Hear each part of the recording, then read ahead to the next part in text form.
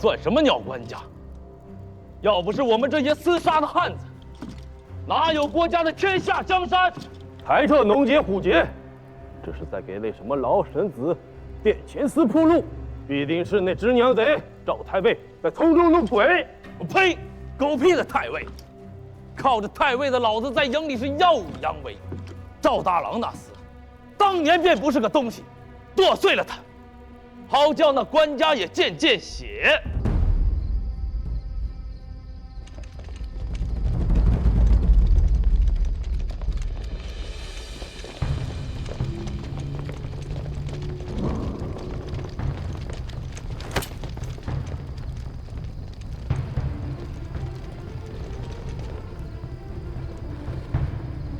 张大、刘三、尔等深更半夜无令出营，这是吃多了酒，迷了心智了吗？老太尉，兄弟们跟你出生入死10几年，替着老太尉卖命，才有了老太尉父子今日的风光体面。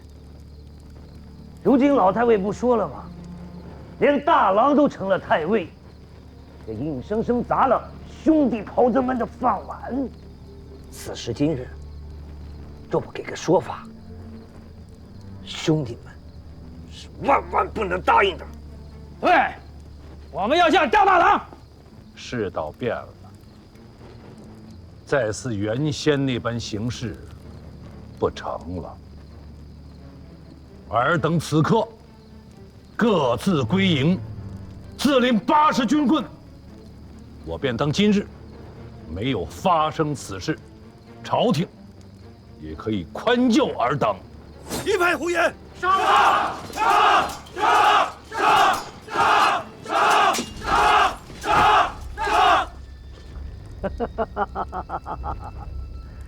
老太尉的意思是，今日这公道是万万没有了。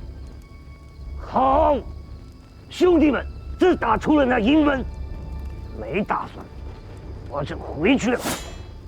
既然如此，今日便与诸军别过了。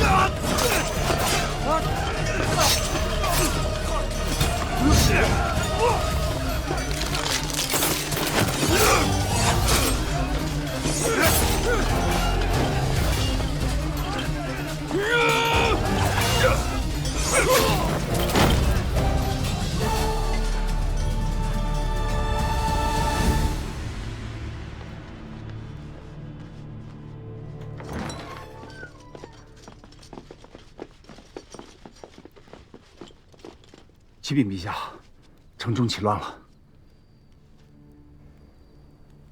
南唐的军阵员额详报处理好了吗？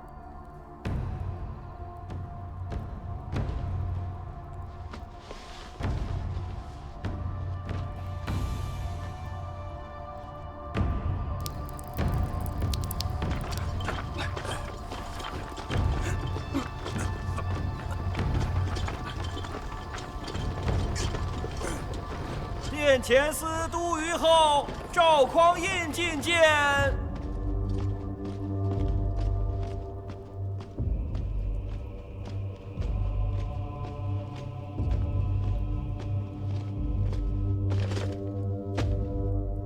启奏陛下，昨夜城中兵祸，乱军将佐共计171人，斩杀94人，其余请降，现于押赴宫门之外。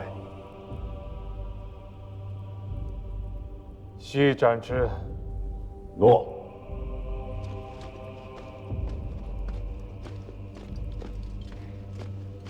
范相公，臣在。拟诏凡滥杀或明背反之兵子，斩。臣奉诏。公元955年，周世宗郭荣以殿前司新君为主力，进发禁军，征伐南唐。吴越国主钱弘处奉周世宗诏令，整军北上湖州、苏州等地，配合朝廷大军，牵制南唐东线兵力。11月，周世宗御驾亲征，拉开了三征南唐的序幕。周军沿淮河，水陆并进，势如破竹。至公元956年初，先后攻占滁、阳、泰等州，但在围攻淮南军事重镇寿州时，因南唐大将刘仁善拼死抵抗，周军久攻不下。4月雨季来临，淮水暴涨，周世宗不得不暂行班师。公元957年2月，周世宗再征南唐。周军于紫金山之战中截击并大败南唐援军，大将赵匡胤表现英勇，率军击溃南唐齐王李景达部，寿州遂成孤城。3月，刘仁善病危不省人事，其部下遂开城投降。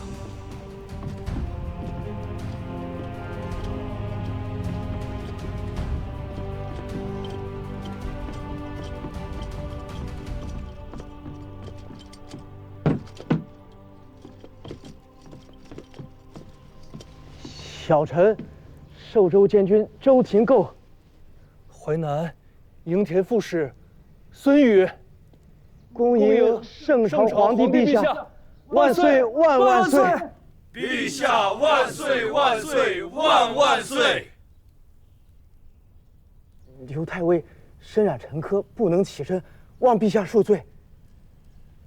是尔等要降，还是你家太尉要降？启禀陛下，是我家太尉。说实话，允尔等不死。回禀陛下，小人等早有归降圣朝之意，奈何太尉他一直不允，这才牵延了许多时日，望陛下恕臣等之罪啊！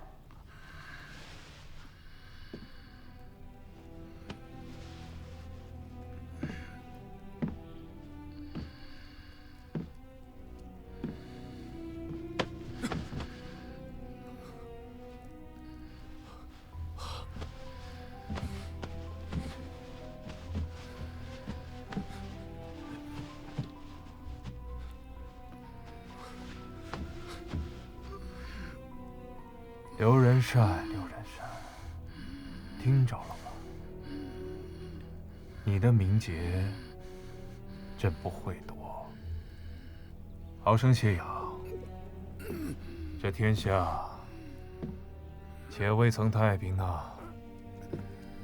李相公，陛下，拟诏，授南唐守将刘仁善天平军节度使。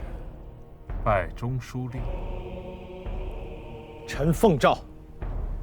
小谕各军：依城下寨，无诏不得入城。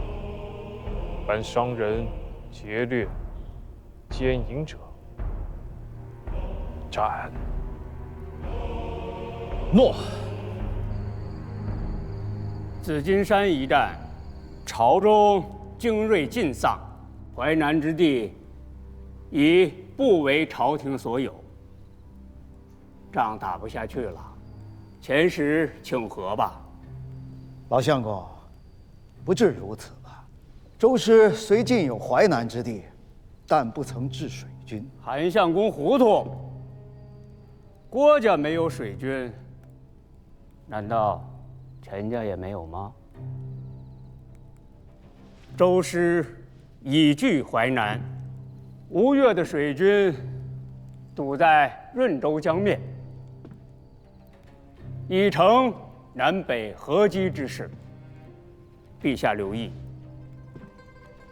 郭家与我不过是争硕之争，而吴越的钱家与我，那才是真正的世仇。哼，有朕的大唐，才有中原朝廷对他吴越钱家几十年来的荣宠恩眷。大唐若是没了，郭荣小儿兵锋所指，还能容他前世在东南之地的逍遥快活吗？唇亡齿寒之礼，想必钱王还是懂的。痴人说梦。钱婆刘留下的家训是如何讲的？徐某奉天子诏令，向吴越王致意，问钱王安。徐君谬矣。我吴越国上下皆知，先武肃王有所遗训，善事中原大国，唯尊周氏征硕，为朝见信，何来诏命？我主有国书，致与钱王。拿来。这是致与钱王的国书，徐某不才，不敢负我主之托，须当面呈与钱王。那徐君可有的等了。吴相公，此言何意啊？大王不在营中。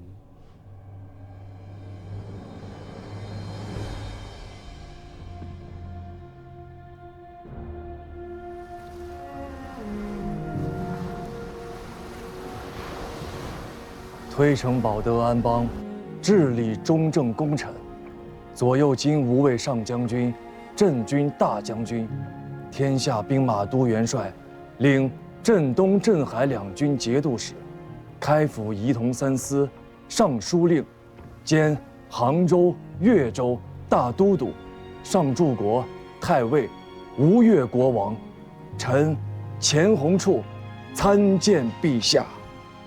陛下万岁万岁万万岁！前王平身。谢陛下。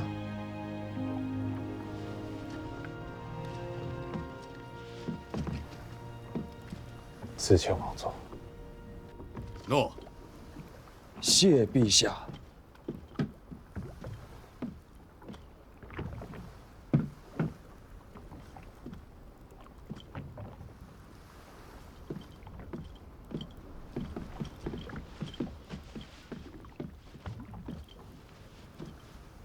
今世一别10年了，陛下请见了。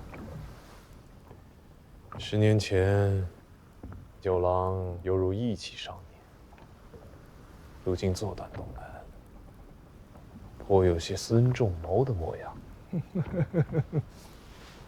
沐猴而冠罢了。臣是个懒散人，许多事其实做不来。奈何心前啊！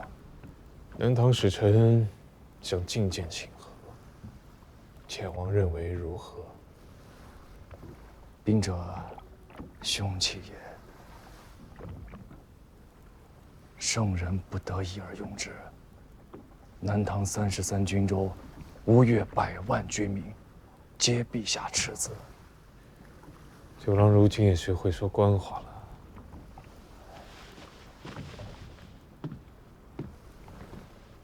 臣说的是实情啊。哦，朕今天就看在你前王的面子上，见他一见。陛下有诏，宣南唐使臣觐见。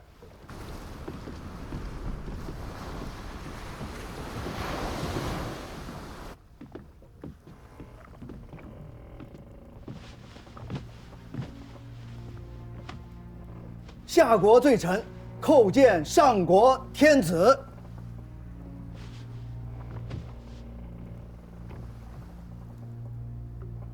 朕读《春秋》，未尝闻有上下之过也。罪臣万死。罪臣待我主启陛下息雷霆之怒，休割止战，以全民生。我主愿以江南之玉帛，奉圣朝之望朔，岁修共事，以恕罪愆。怕不是有些晚了。臣闻唐尧有德，其人如天，痛百姓之离罪，有众生之不遂。虞舜有义，其术如泽，奉古木之副叟，养警觉之地象。陛下圣德巍巍，宽怀荡荡，以仁义治天下，何在乎早晚？你是李从家？正是下臣。你的书读偏了，这不是私仇，这是公罪。朝廷并无穷仇问谏之心，而李家却有裂土分国之罪。这不是你几句不由衷的好话便能糊弄过去的。不要说朕不是3代圣君，即便今日是尧舜亲临，尔家也难免4兄之放。监王，你以为呢？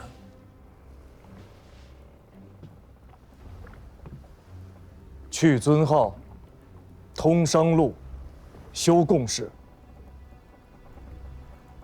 江南之地，陛下或可许他家1、2世恩荣。听明白了吗？罪臣听明白了。罪臣这便带着陛下诏谕回转江宁。我主聪睿，必不失陛下所望。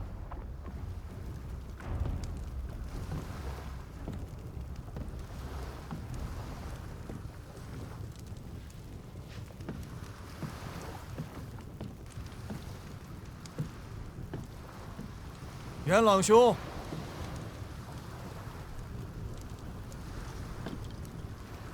夜色不早了，大王早些歇息吧。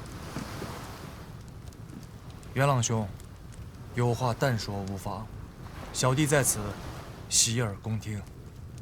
下官位卑言轻，不敢以下犯上。元朗兄是在怪我白日间没有劝谏陛下平灭南唐，以全金瓯？大王可知，朝廷为了这一战，准备了多少年？大王可知这一仗死了多少人吗？大王乃是东南之主，天下兵马都元帅，国之重臣，一言可兴邦，一言可灭国。大王想留着南唐给吴越做屏障，由不得陛下不从。只是可惜了，萧逸哥这些年来栉风沐雨，励精图治，夙夜忧心。他把心血熬干了，才换来了今日这场轩赫大胜。没想到，大王今天几句话，便给南唐留下了33个州郡，10余万的兵马，给他们留下了裂土分国、割据一方的本钱。这些事，陛下不懂吗？这场仗打了1年多了吧？大军的粮草还有多少？各营将士，战没者几何？伤病者几何？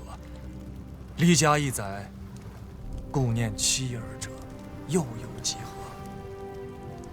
元朗兄是做将军的，这些事儿，难道不知吗？朝廷大军乏粮，可吴越有粮；朝廷大军久战疲惫，可吴越有兵。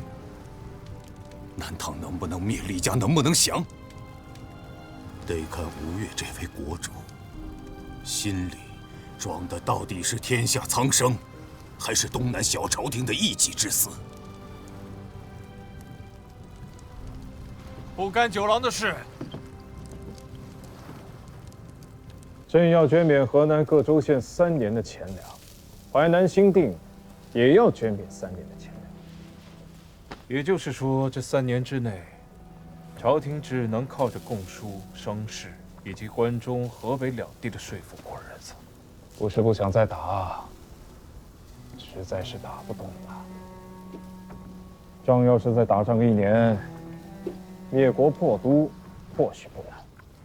可是中原复兴之地，又要生出几10万的流民来，总要给老百姓留条活路啊！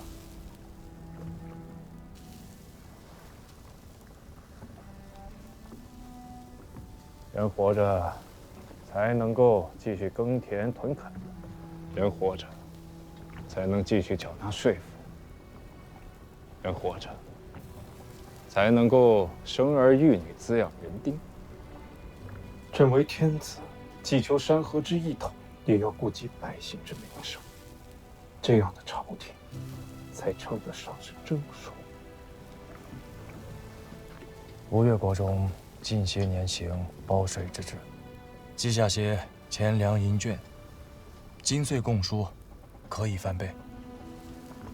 朕收了。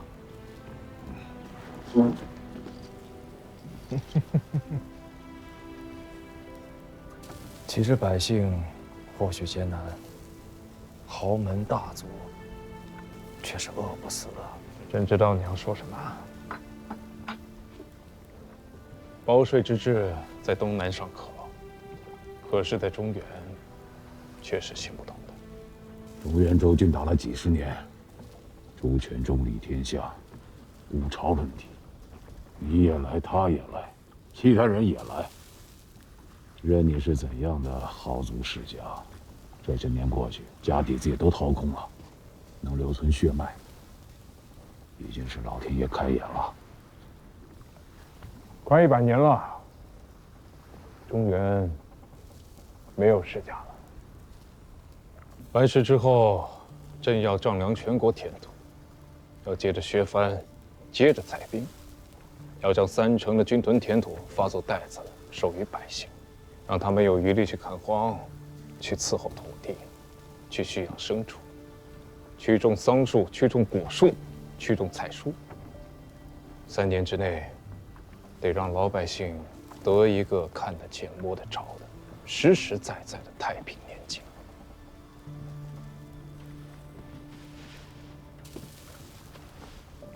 指着太平年景4字，兄长便实实在在的是这天下之主。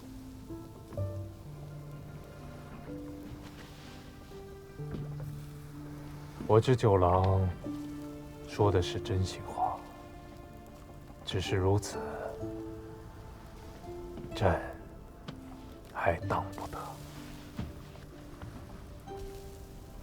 朕闻吴越国先武肃王曾给王妃寄书，陌上花开，缓缓归矣。确有此事。国中夫子们都说，家翁虽读书少，可这句话着实说得雅致，不似我这鱼肠子般粗鄙市侩。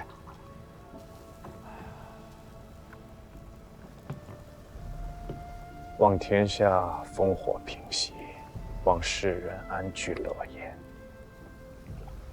陌上花开，缓缓归矣。九郎，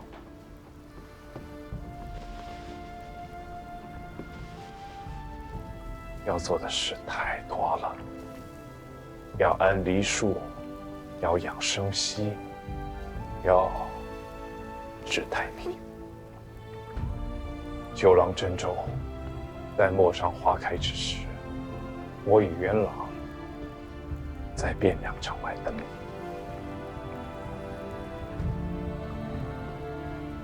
臣钱弘处奉诏。